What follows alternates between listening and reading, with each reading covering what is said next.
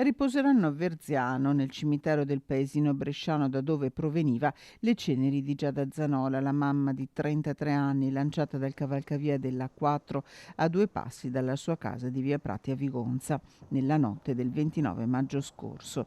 Alle 15:15 di martedì prossimo le ceneri verranno tumulate al termine di una breve celebrazione religiosa.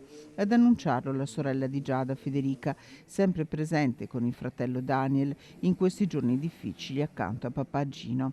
Nel frattempo continuano le indagini per stabilire cosa sia accaduto in quella terribile notte.